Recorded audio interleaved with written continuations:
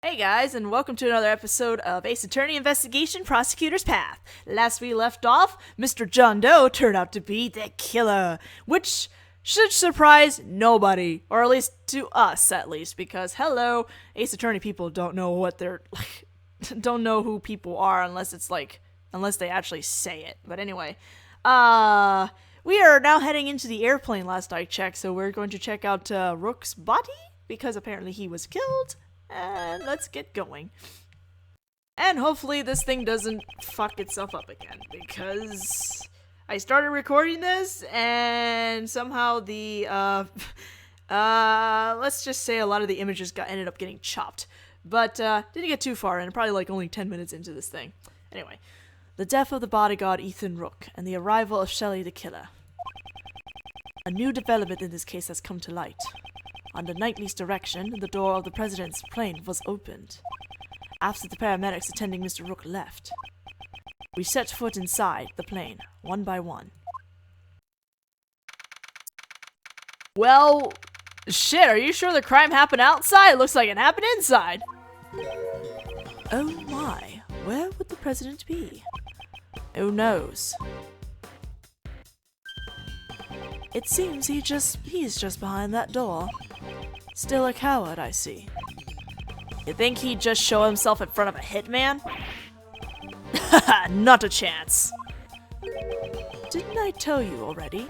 My purpose here is simply to investigate the case. Well then, Mr. Prosecutor, we await your examination of the body. Right. For now, I have no choice but to obey and continue the investigation. The rest is up to Detective Gumshoe. I'm counting on you.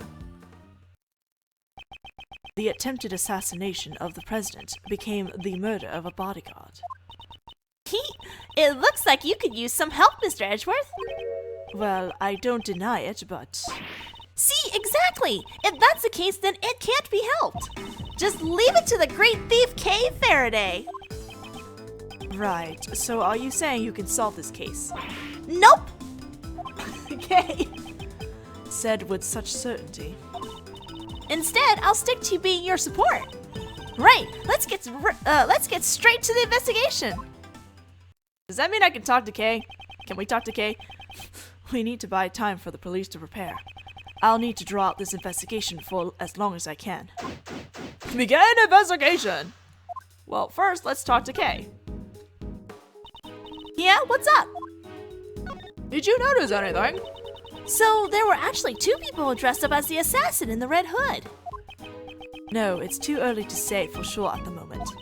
But there's Mr. the Killer, who's a professional assassin. And then there's Nicole, who aimed the laser pointer at the president. Ugh, this is making my head spin. The reason we cannot see the truth is because something is obstructing it. I get it. If we stole that something, then we'd also be stealing the truth. Well, I suppose that's one way to look at it. About investigating. Actually, I've been studying up on investigation techniques. Oh, that sounds promising. First, examine the evidence and information that you stole. Present the stolen evidence, connect the stolen information, and a new truth will appear for you to steal. Kay, no. How was that? I worked really hard at it. You get points for effort, I guess. So nice, Edgeworth. So nice. The investigation. I can't believe a real professional assassin asked us to investigate this case for him. I couldn't agree more. Just what is he thinking? In any case, let's continue the investigation. Let's do this for Mr. Rook's sake as well. Alright, once we're done there, we can actually go ahead and examine Rook, if I can do this. There we go. X is for confirm, or examine. I won't rest until I've inspected every suspicious nook and cranny. Alright, well, let's start with this gun up here. It seems the victim also carried a gun. Did he try to shoot something? He may have drawn it out instinctively to return fire. We need to check to see if the gun has fired any bullets. It's still fully loaded. There's no evidence of any shots being fired. This gun is also from Zhang Fa, right? Yeah. We were always issued the same model revolver. Good to know, Knightley. Good to know. Alright. That was not down. This briefcase. This is a bulletproof attached case. It's a tool bodyguards use to protect themselves from bullets. It can be seen in case photo. It seems Rook and Knightley both had one. Yay, I want one of these. That's the scene I stole on film! You didn't do anything illegal in taking this. Anywhere, anytime, I'm always in the mood to steal. You just wanted to use the word steal, didn't you? Have I been caught? Hey, please. Anyway, bullet hole thing. The bullet pierced his body just below his armpit. Unfortunately, he was hit in an area his bulletproof vest didn't cover. It really seems like a well-aimed shot. It really did. The cause of death was most likely blood loss. The bleeding has stopped. Aw, poor Rook. Poor Rook. I'm about to say Rookley. Rook Lee! The paramedics were called to treat Mr. Rook, right? I'm afraid they didn't make it in time. Aw, poor guy. I don't think there's anything else we need to examine here, so let's go back to the field. Alright, let's check out these monitors over here. The internal and external views of the plane are being monitored by these monitors. Monitored by these monitors. Alright, let's examine? Let's examine that. Why not? This monitor shows that what's happening in this room. They've got some pretty good tech. Is that so? I don't know much about these types of things. Aw, Edgeworth. It even captures the fine lines around your eyes, Mr. Edgeworth. Oops, my bad. Those are the usual wrinkles around on your forehead. Wow, Kay! Very subtle. Kay, is that all you've wanted to say? Yes, that's exactly all she wanted to say. Anyway, this does not look like a monitor screen anymore. What's this thing? Oh, that's the president's precious stuffed animal. I don't really get it, but it's some kind of keepsake. Don't touch it. Precious? That's unexpected. Hey, it kind of looks like there's been a break-in. Indeed, the area it stands on does look a bit unnatural. Are those glass shards underneath the stuffed animal? This unnatural empty space. Perhaps. Was there another monitor here?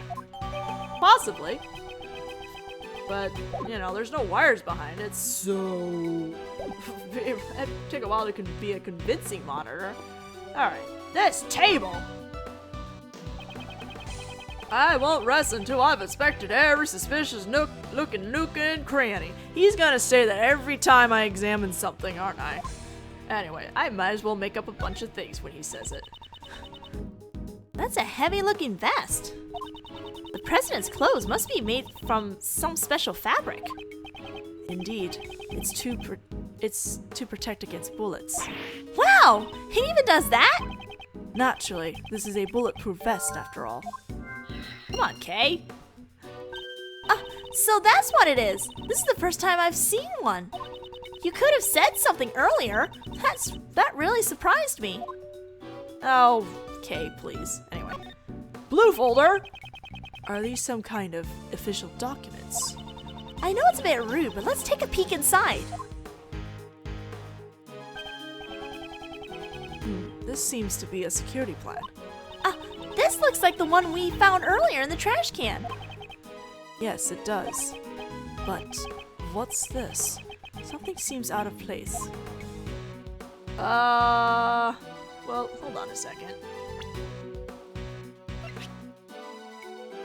Well, okay, you might not be able to well, actually you probably can.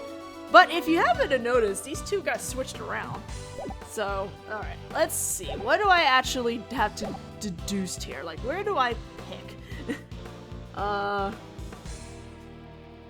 Well, maybe I can just pick one of these. Deduce. And the other security plans? Yes. What's this? The details of the security plans were changed. Eh? You're right! Yeah, that's right. It was changed yesterday. President's orders. Why the sudden change? Because 2 days ago, the killer attacked the president. He disguised himself as a bodyguard. Rook was the first to notice. He had already gotten close to the president. Oh, snap. Rook managed to stop him just in the nick of time. Rook grabbed his left arm and twisted it. Then he fired one bullet square in his left arm. What were you doing at that time, Mr. Knightley? I was... If I remember correctly, the first person I took out that day was you. Oops, was that a touchy subject? Shut up. So back then, your neck injury has yet to heal, and you've already forgotten. No, not you. Not now. Since that day, I haven't been able to turn my head right. It sucks. To think that I would suffer an injury. Ethan Rook. You could say he was a most capable individual. Unlike this man here. What's so different about me and Rook? I believe you're about as different as a pawn and a queen. What? So you remember Rook's name because he was highly capable. Correct. While disguised as a bodyguard, I happened to hear his name. There was no way I could forget that name. Only a select few have ever been able to injure me. So this was the connection the killer was talking about. The security arrangements were changed, so that the killer would not be able to sneak in as a bodyguard again. Only the president's two most trusted subordinates would accompany him on the stage. In short, me and Rook. Added to the organizer. It appears your positions were also changed. That's true! He's now on the right side! 'Cause I can't turn my head to the right, my position got changed to the president's left side. In other words, I was relocated to the right side of the stage. Did you now?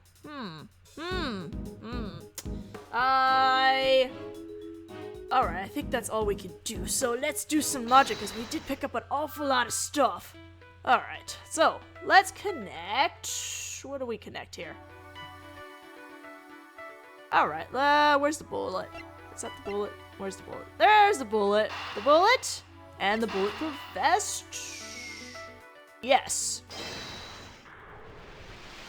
Because, you know, the bullet went through that vest. 2 bullets were fired. We know that from the number of gunshots. One hit the steel samurai balloon, and the other took Rook's life. But didn't the bullet also hit the president's bulletproof vest? Right, it doesn't match up with the number of shots. However, there is one way to solve this. One way? The bullet that stole Rook's life pierced through his body and then hit the vest. In other words, Rook and the president were hit by the same bullet. I see! So it kind of ricocheted off? That's right. It'd be dangerous if he hadn't worn that bulletproof vest. Is the president alright? Even while wearing a bulletproof vest, you can still get injured. Case in point, Rook! Yeah, the bullet impact can still fracture your bones. But don't worry, he's fine. The president's trained himself like no other. Maybe the president didn't even need a bulletproof vest. I think that might be pushing it. I'd like to examine the bullet. There's a chance there may still be a ballistic markings. Ballistic markings? What's that? Okay, you should probably go into all the trials from the original series. Ballistic markings are always left on the bullet. Each gun leaves a different marking. So if we examine the ballistic markings, we'll know which gun the bullets was fired from. You could say they're like a gun's fingerprints. I get it now! Let's investigate right away! I think that'd be difficult.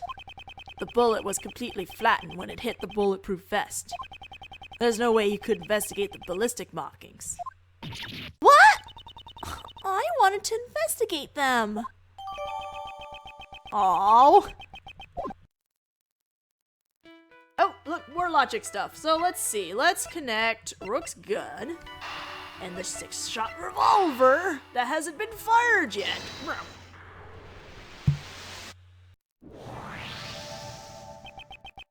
These two guns, they're the exact same model. These guns came from Zhang Fa. So then how is the other gun still... How was the other gun in the trash bin? Looks like all the bodyguards were provided with guns from Zhang Fa. Indeed. Are those guns rare? No, not particularly. They're not easy to obtain domestically, but it isn't impossible either. What? I thought they might be a treasure. Yes, it's unfortunate. Mr. Edgeworth, are you talking about treasure? Not quite. If it was a rare model, it would have been easier to identify. Even evidence can become treasure. I see. Even during your investigation, you searched for treasure. Well, I didn't quite say that. Okay, let's investigate. Where's the treasure? And suddenly she's motivated. Now then, I've grown wary of this investigation. Oh dear. Still no sign of Detective Gumshoe. Mr. Prosecutor, have you uncovered the truth yet? No, not yet. I see. In that case, would you like to speak with someone who is involved in the incident? Someone involved in the incident? You mean... Is there not one more witness, just behind those doors? Of course, the President himself. Well, Mr. Prosecutor, please do the honors and summon the witness here. There's no chance in hell I'm letting that happen. You think you can just summon the President like a witness in court? Ha! I don't know if you're in a position to argue or fight back here.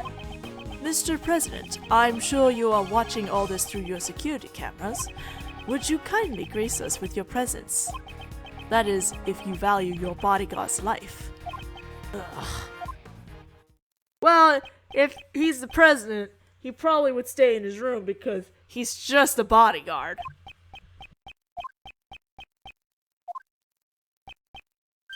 I see.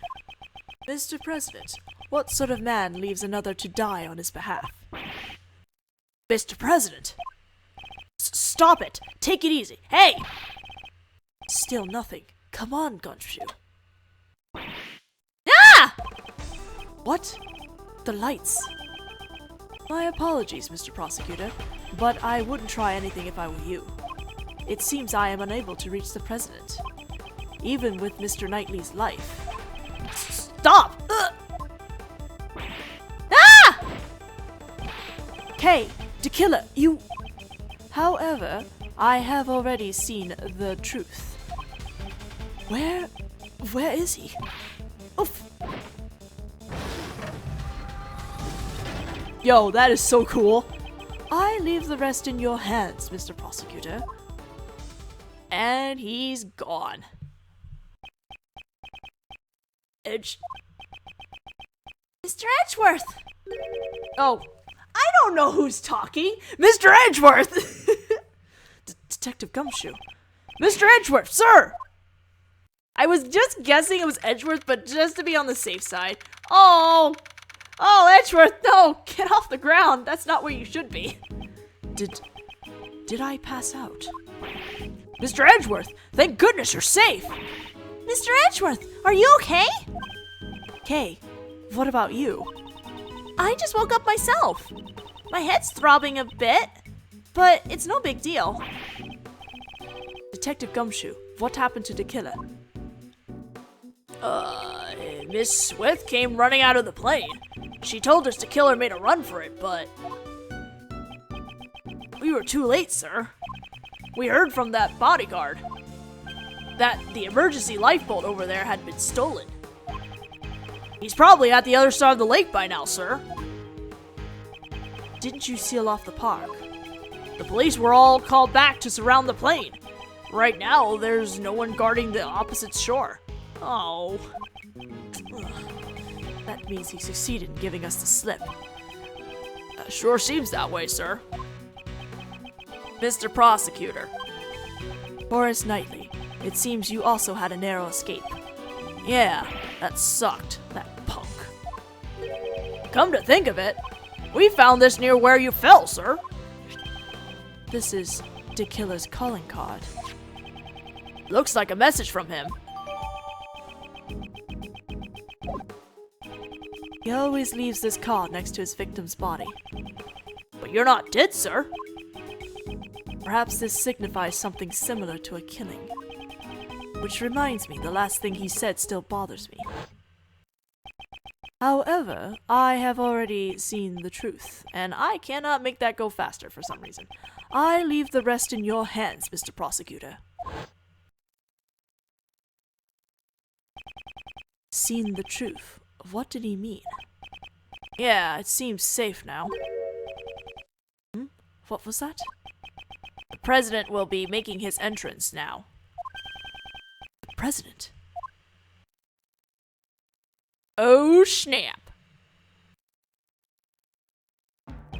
It's like a freaking lion. Like he's got pointed ears. This man is the president of Zhangfa, Dijun Huang. You are?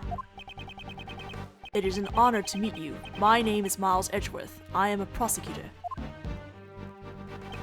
I am Dijun Huang.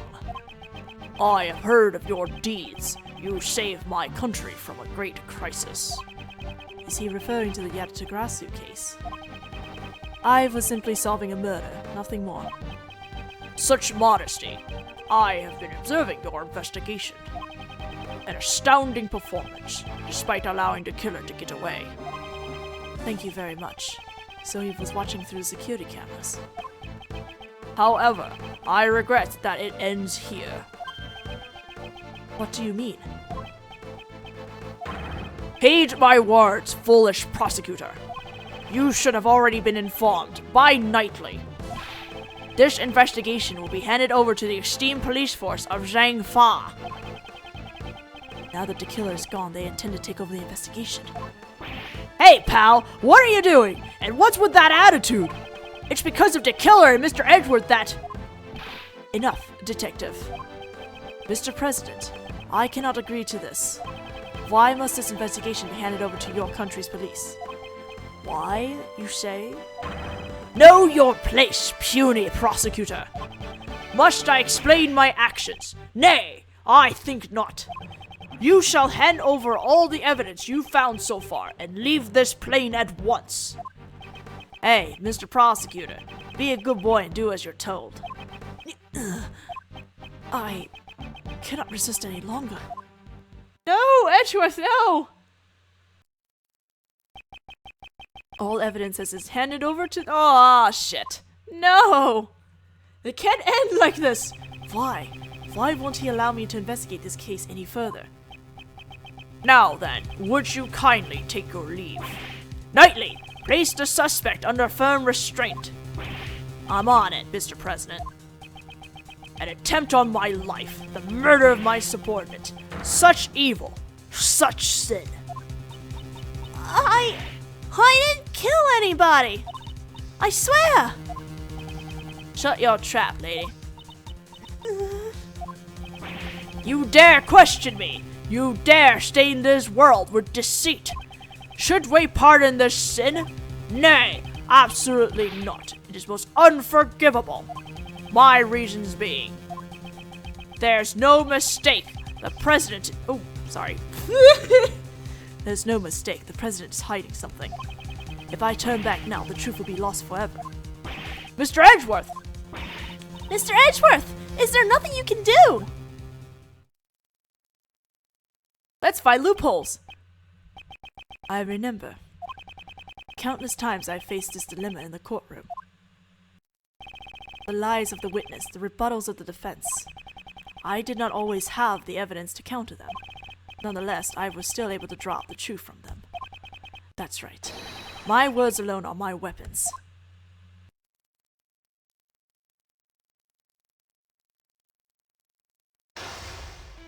Hello, we're having a logic chess match all of a sudden. Now then, let's analyze the situation. Leave this place at once. This is a direct order from the president himself. He's not even listening. Any rebuttal I give, he cuts off. When he has that forceful attitude, I'll need to watch the situation carefully. My opponent is the president of Zhangfa. I don't think he'll show any weakness easily. His words may be overbearing, but I need not be intimidated. If I observe his behavior closely, I shall be able to read his emotions. First, I'll start by asking about his reasons for taking up the investigation. Like that went well before. Now, let's begin. A good opening line will put me at the advantage. Let's go then. Who's taking over the that one seems a little bit more subtle. Please, allow me to confirm something about the investigation. Nay! I don't recall granting you permission to speak. Wait and see. I am the president of Zhangfa. You shall not talk back to me. I am not talking back. I am simply asking for confirmation. This investigation will be taken over by the police of your country. Is that correct? Exactly. That is all I will say. Restrain yourself from making any more unnecessary comments. You think I will restrain? No. Wait and see. That's enough. Being on this plane is tantamount to being my country's soil. I'm being my country's soil. You cannot do as you please. This plane.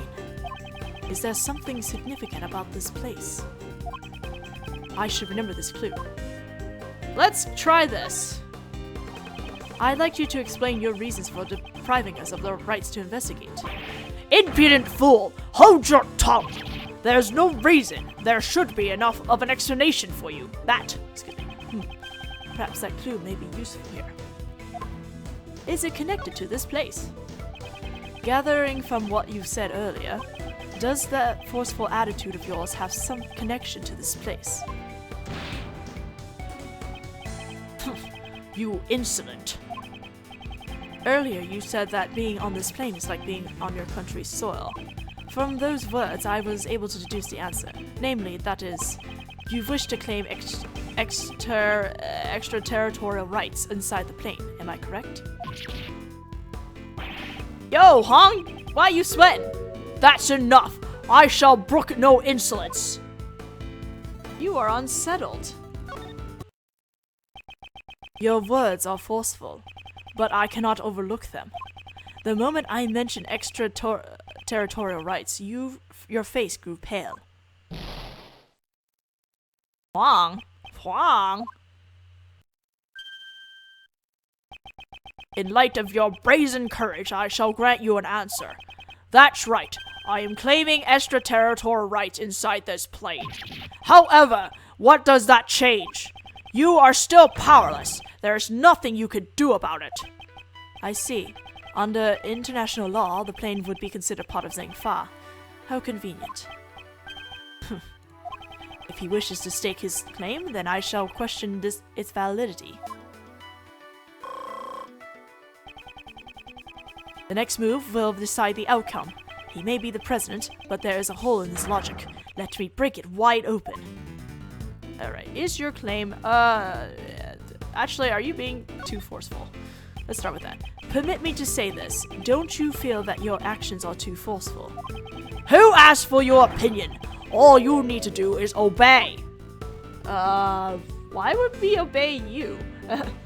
Wait and see. Forceful is the wrong word. It is authority. Leadership. So you arrested Miss Swift because you felt you had the authority to do so? Yes, that girl is a criminal. There is no room for dispute. Wait and see. The shooting took place outside the plane. Only she could have done it. Oh, I think we found a loophole. That's it. The shooting occurred outside the plane. This could be a very important clue. Is your claim valid? I challenge the validity of your claim to extraterritorial rights. Do you truly understand what it is you're saying? Of course, and I stand by it. You dare doubt my words. You have no shame. You are the shameful one. Such irredeemable ignorance. It troubles me greatly. There is no need to worry. I do not need to be saved. It is Miss Swift whom I wish to save from these false charges that you have laid against her. I admire your tenacity. However, your wish is unattainable. The extraterritoriality laws are unshakable. This plane is Zangfa's territory. That's great and all, but does it count outside? It's time to use that clue.